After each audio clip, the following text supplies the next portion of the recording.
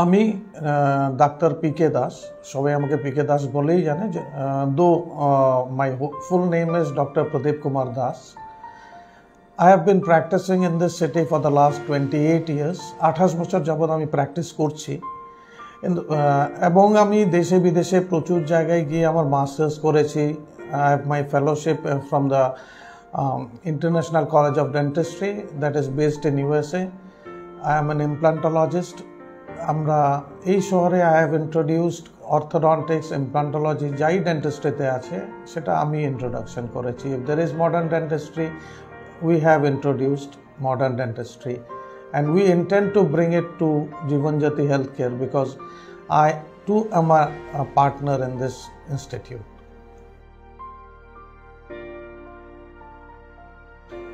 Generally লোকেরা কি করেন, আপনারা যতক্ষণ না দাঁতে ব্যথা হচ্ছে বা কোনো প্রবলেম হচ্ছে, ফুলে যাচ্ছে, ততক্ষণ লোক ডাক্তারের কাছে যান না।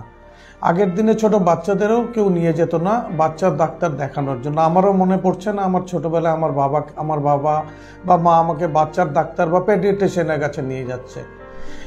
সেইভাবেই আমরা বাচ্চাদের যেভাবে নিয়ে যাই বাচ্চার ডাক্তার দেখাতে, ভ্যাকসিনেশন করাতে, ওইভাবে আমাদের দাঁতের ডাক্তারের কাছে গিয়ে রেগুলার চেক আপটা খুব essential.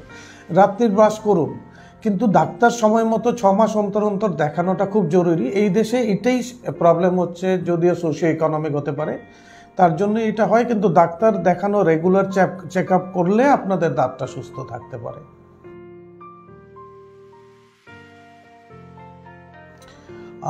My advice would be you shouldn't ignore your dental problems. দেখুন, মুখ থেকে আপনার ক্যান্সার হতে পারে, মুখে ঘাত থেকে ক্যান্সার হতে পারে।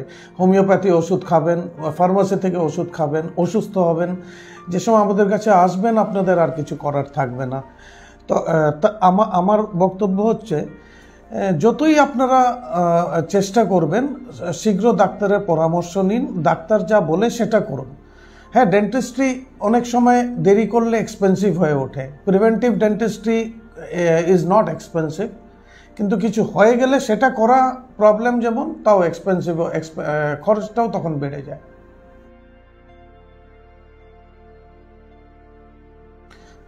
At an age when I am reaching my mid-50s, I would prefer working in a hospital setup because generally I get a lot of referral cases. যেরকম যে কেস অন্যদের করতে পারে না আমার কাছে আসতে হয়। সেকেন্ডারি কেসেস, ফেলিয়ার কেসেস, বয়স্ক লোকেদের আসতে হয় যাদের হার্টের প্রবলেম আছে, কিডনি প্রবলেম আছে, এবং সবারই জানা আছে যে কোনোক্ষণে যে কোনো কারোর কিছু দুর্ঘটনা একটা ঘটে যেতে পারে। আমরাও সার্জারি করি, আমাদের ক্লিনিক্যাল সেটআপে আমাদের একটা লিমিটেশন থাকে যে আমরা পেশেন্টকে এতটা সাহায্য করতে পারবো। মানে ঠাকুরের আশীর্বাদে বা গড ফরবিড আমাদের এখনও কোনো কিছু হয়নি, কিন্তু হতেও সময় লাগে না। এই সেটআপে, এই হসপিটালে যে কোনো সার্জারি করলে বা কিছু করলে কোনোক্ষণে যদি আমাদের কোনো প্রবলেম হয়, কিছু হয়, আমাদের এখানে ডাক্তার থেকে শুরু করে আইসিইউ পর্যন্ত আছে যে আমরা পেশেন্টটাকে ফিরিয়ে আনতে পারি, আমাদের বেস্ট দিতে পারি।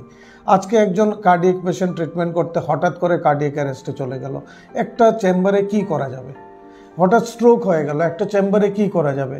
ওখানে তো আর নিউরোসার্জন পাবো না। যেহেতু আমি সিনিয়র মোস্ট ডেন্টিস্ট এই অঞ্চলে, আমার কাছে প্রচুর কেসেস আসে, সব কমপ্লিকেটেড কেসেস ম্যাক্সিমাম দেখতে হয় আমার। তো আমি মনে করি এইখানে সেটার সুচিকিৎসা হবে, and people will be benefited in this manner.